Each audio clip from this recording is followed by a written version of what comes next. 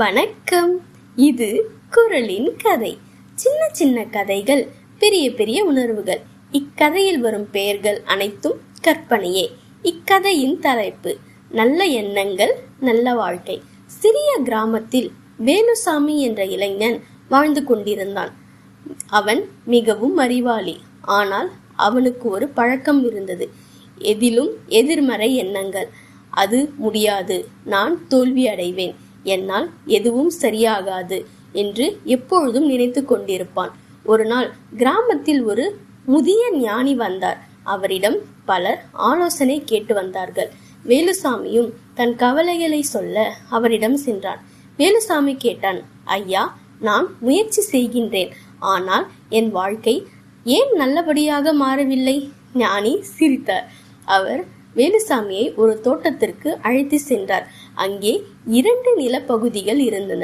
ஒரு பகுதியில் அழகான மலர்கள் மலர்ந்திருந்தது, மற்றொரு பகுதியில் களைகள் மட்டுமே இருந்தது.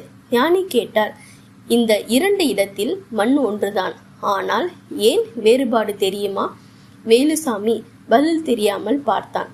ஞானி சொன்னார், மலர் இருக்கும் இடத்தில் நல்ல விதைகள் விதைக்கப்பட்டுள்ளன, களைகள் இருக்கும் இடத்தில் பராமரிப்பு இல்லை, அதனால் களைகள் வளர்ந்து விட்டனர். பின்னர் அவர் மெதுவாக சொன்னார், வேலுசாமி, மனிதர் மனமும் இதே மாதிரி தான்.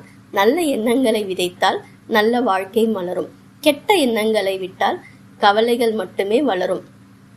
அந்நாள் முதல் வேலுசாமி தனது எண்ணங்களை மாற்ற ஆரம்பித்தான். என்னால் முடியும், நான் முயற்சி செய்வேன், நல்லது நடக்கும் என்று தினமும் நினைத்தான். சில மாதங்கள் அவன் வாழ்க்கை மெல்ல மெல்ல மாற ஆரம்பித்தது. அவனுக்கு வேலை கிடைத்தது, மகிழ்ச்சியும் அதிகரித்தது. இக்கதையின் நெறி நல்ல எண்ணங்கள் விதை போன்றவை. அவற்றை விதைத்தால் நல்ல வாழ்க்கை மரமாக வளர்கின்றது. இந்த கதை உங்களுக்கு பிடித்திருந்தால் பகிருங்கள். குறளின் கதை சேனலை சப்ஸ்கிரைப் செய்யுங்கள். மீண்டும் வேறு ஒரு கதையில் சந்திப்போம். குறளின் கதையில்.